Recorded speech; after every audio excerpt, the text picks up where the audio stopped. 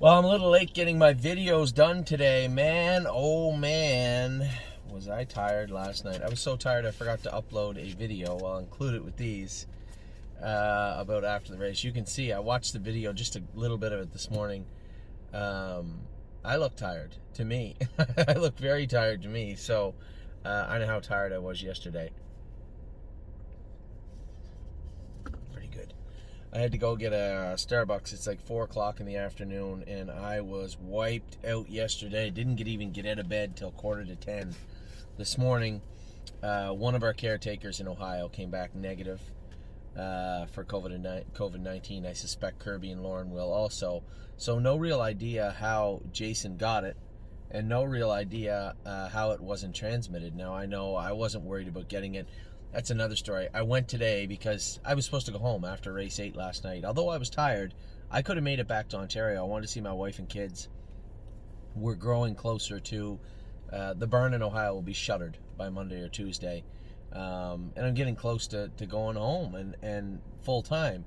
So I wanted to get home and see the kids and see Amy, and couldn't because Jason had tested positive for COVID-19. And although I know that I didn't come in contact with him, I did come in contact with the caretakers. Those same caretakers are tested negative now, but I didn't know that last night, and I certainly, for obvious reasons, I wasn't going home to Ontario.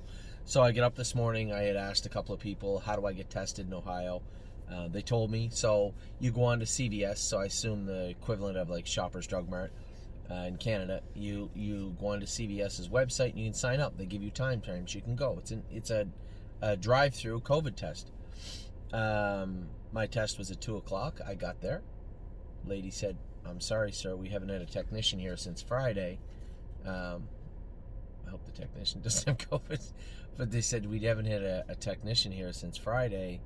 We can't conduct the test." I'm like, geez, why didn't it say that on my phone? She goes, "I know, we're still in the system. You're the third person that came here today." You'd think they would, not to be rude, but you think they would call ahead, and it becomes very important here in a minute. So she said, just go down the road. I go back. I'm like, what you do is you put in the zip code. So I put in the zip code of the hotel. I had to drive 22 minutes to get to this place. So I punch in the next closest one, 14 minutes from that place. 3 o'clock appointment. Okay, no big deal. Go to the 3 o'clock appointment. I have my confirmation number. I have my passport, my ID. That's how Kirby did it. He said he got in no problem. Nope. She goes, "There's a problem." She goes, "You're the second person today this has happened to." She goes, "You're only allowed to have one test in 24 hours. And because you showed as being at the place at 2 o'clock, even though you didn't get a test, the system's just not perfect and it locked you out." What? Can you not call the other pharmacy and tell them to cancel it? And she said, no, they can't. So I can't get tested till tomorrow. So now the girl that works for us, one of the ladies that works for us, said, I went to the hospital. Gave me the address of the hospital. I went to the hospital. Another 20 minutes. No testing on Sundays at that hospital. If you need a test, go to I said, I'm done getting tested today. That's enough. I'm 0 for 3. I went on my phone. I booked one for tomorrow at 10 a.m. So I hope it's not exactly 24 hours or I'll lose my mind. Tomorrow, 10 a.m., somewhere around here, 3 miles from where I'm at, is where I'm going to be tested. Obviously, I have no symptoms. Jason's had some pretty violent symptoms over the last week. He's feeling better today. He said he was eating Jell-O, and he was feeling better. I could hear him on the phone that he was feeling better. So 7 days. He threw up for 7 days. So not to downplay the symptoms, they're so much different. And everybody, my brother Mark had it because he was at Yonkers when that family, the Fusco family, had died. Mark knew them very well, and drove a horse for one of them. So he had it. He said he couldn't taste or smell for 3 days, but headache, cold chills, no throwing up. Because when I was in Lexington, and Jason is at home. He's at his house saying that he's sick and throwing up, and Mark said, well, it's got to be the flu. Throwing up like that isn't really a symptom of COVID-19. But I guess they manifest in everybody a little differently, and Jason just had a headache, a real strong headache, and throwing up for 7 days. So better today. I suspect he'll be back on his feet tomorrow. Probably get a test, I guess, Wednesday. That'll be 2 weeks or just short of it. And we'll see how he comes back. But man, oh man, that was a pretty violent episode for a week for him. So I'm glad that he's feeling better and starting to get back on his feet. I feel bad for him. Imagine how you felt, right? Getting that test back that says you're positive, with all those people dying and becoming very, very, seriously ill in the hospital and ICU unit. I talked to Jim Ulrich, who had got it this summer. I saw him the other night at the paddock at Northfield. Now, he had it 2 months ago, and he said he was in the ICU unit for 9 days. 9 days. So, scary stuff. But very happy that Jason's feeling better and he can put this behind him now. So enough of the doom and the gloom and the vomiting. Let's talk about what went good this week, which was a lot of racing. I went from racing at the Meadows on Wednesday to qualifying at the Meadows Thursday morning. Qualified little fella. I'll play it alone. And I had to drive 3.5 hours to race globetrotting. Lost a shoe leaving the gate, but still, really put a beating on some very seasoned horses. Not enough so that we'd moved her back into a category where we're going to race her in the Breeders' Crown, but certainly optimistic about racing her in the Pegasus Stakes on the 30th of October. So globetrotting, she's tough, man. I can't wait to see her as a 4-year-old. I want to give her like 4 months off and bring her back properly. And to be honest, if we have an outlet for Florida this year, it might be a good place for her. She has not had a great year. She won races and looked good, but has not had a great year. And I think she's going to be a real scary sort of 4-year-old. And globetrotting, we're heading to Indiana for the Pegasus. Then she has the Matron. And then we'll see what we're going to do with her. She's not racing after that, but we'll see what we're going to do with her. No Free Lunch came out and won the next night. Now, a lot of people didn't know this. I talked to James after the race, and he said, he didn't really race that great. Not the way I thought he would when I moved him over. I thought he'd just vault off cover and pull the bridles off them. He got up and won, which is important. Winners need to win. They usually find a way. And No Free Lunch won, but James said he was okay. So he was okay. I went to Philadelphia on Friday morning, looked at the forecast, knew it was going to pour rain. Maybe threw up a little bit myself after seeing the forecast. Sent all my rain gear with Tim, and I flew to Philadelphia. Now, as I get to Philadelphia, not only is it raining and I'm upset, I'm angry, but whatever, it is what it is.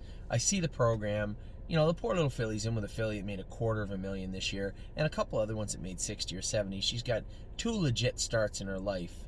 And a mark of 58 and 4,500 made. She looks like a skunk at a tea party on paper, except for her last race. You could see, that this is the end of the year. A lot of horses are getting a little tired. She's just starting to come forward. But still, when you looked at her earnings, her wins, her everything, she looked at it like a skunk at a tea party, like I said. So I didn't really know what to think going in. I was optimistic. I was hopeful, but I'm like, I'm going to race this filly. I just flew to Philadelphia, to race this filly in really, really tough in the pouring rain. I'll be honest, I was rethinking everything by the time I landed in Philadelphia. But nevertheless, it is what it is. So as I got off the plane, I had bought a filly as I was leaving the runway. Now, I'll get to the specifics of these horses. But as I was leaving the runway, the virtual hammer went down. Literally taxiing out to take off. And the hammer went down. Had the bidding kept going for 3-4 minutes, I'm out, just because there's no reception. But we got a filly. I'll talk about her in a minute, and I'll tell you exactly what took place. Now, as we land in Philadelphia, I see the other horse that we're interested in. And Sunshine Beaches were saved in our barn solely because of No Free Lunch. Almost There, Boss. Really interesting story behind this horse also. He's in the ring with 2 minutes left. I can see that there's 8 bidders on the horse. 8 bidders. That's the interesting thing about Hoofbid. They show you the bidders. The bid is at $15,000. I go in. I'm thinking they're going to go back and forth for a bit, but I'm not going to overpay. I'm going to be as cheap as I can. I bid $15,100.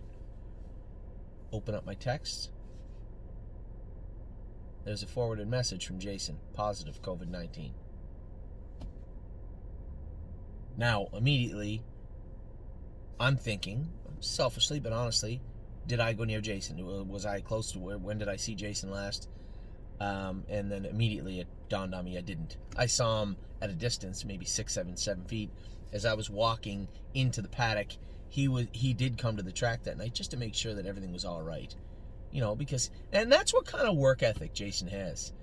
Here's a guy that he doesn't know it yet, but he's got COVID-19. He's throwing up, knows that he doesn't want to be around anybody, but knows that we're short-staffed. I'm there, but we have 2 horses in really close, 1 caretaker, 1 rider. I could help, but rather than say, hey, Anthony, I know you're tired because you're coming back from the Meadows, can you help Lauren with the horse? And it was only going to be a problem if Osopine won, which he did.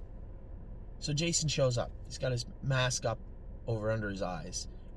He's white, but he says to Lauren, are you okay? As Lauren's going to the test barn. She says, yes, I'm fine. Don't worry about it. Daryl and I and Anthony got it under control. Now, Anthony didn't really have anything to do, but they got it all figured out already because they're good workers. Jason looks at me. I said, how you feeling? He goes, not good. I said, all right, well, I hope you're feeling better, whatever. So he's got his mask up. I got mine up. I just come off the track, pull it up. Now, the way it works in Ohio is the way I was told was direct contact is deemed as being inside of 6 feet for 15 minutes or more with somebody who did or then will test positive. We're talking 45 seconds, and he's 8 feet away, outside.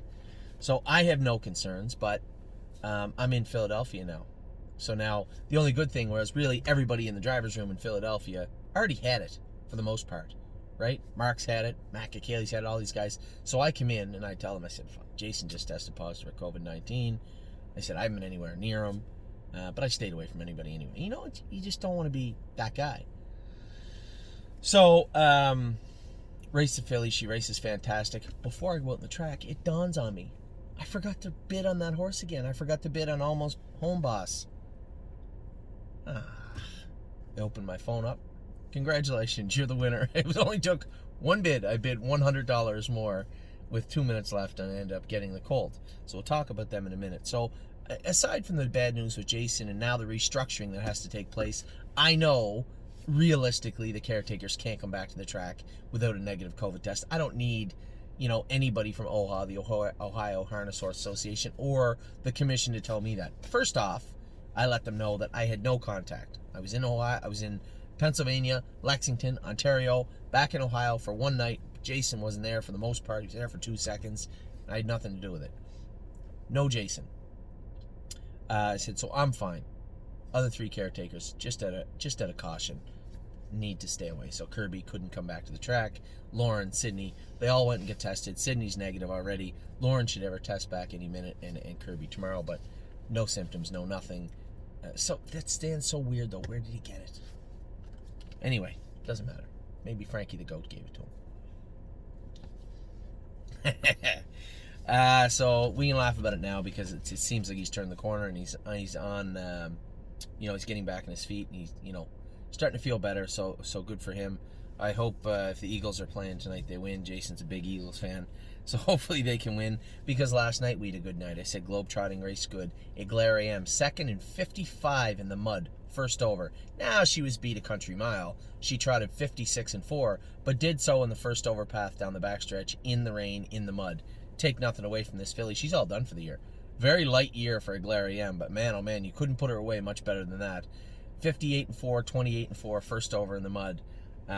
Picked up a good chunk of money yesterday too. I think they went for 56,000, so 14 grand or so.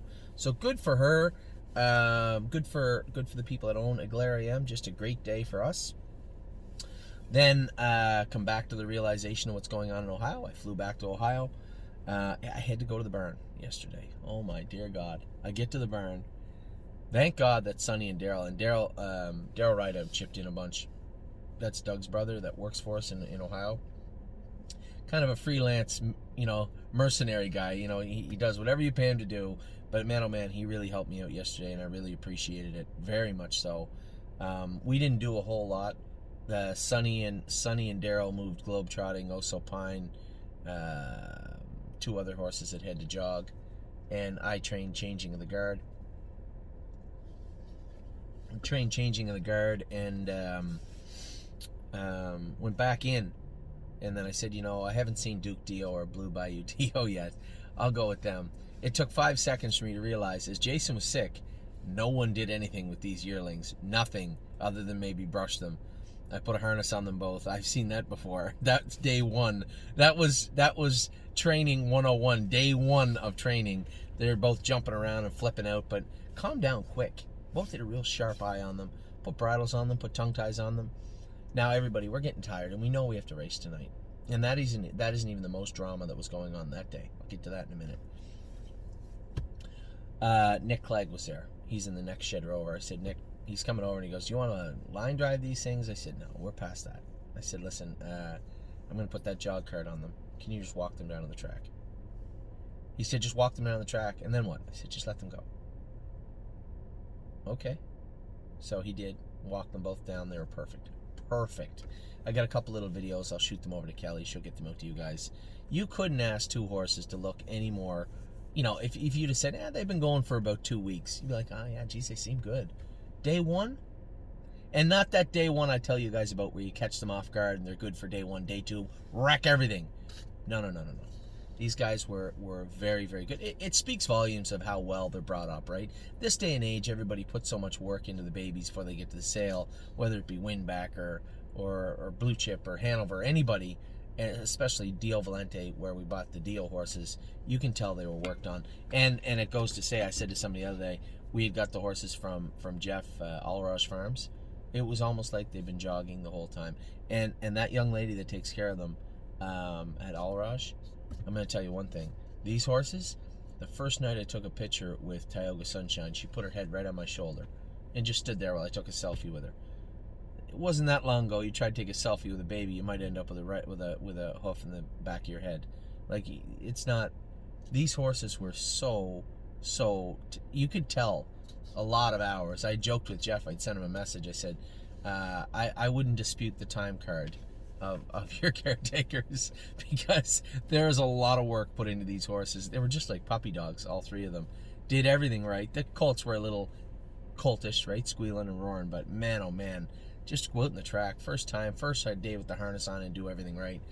It's a real pleasure when you get a horse from a farm that takes such good care of them. So very lucky in that regard. And with Dio Valente, the 2 Dio horses were just, these horses, not only did they not get broke yet, not only did they not have harness on, they were in the stall for 7 days. That's a recipe for disaster. But both of them, boom. It was like they were just happy to get out of the barn. They're like, oh, thank God. And they just went out. We watched everybody else go out the door with the harness on. We didn't really know. They were perfect, both of them. And it really, honestly, put a little bit of a bounce back in my step for the rest of the day.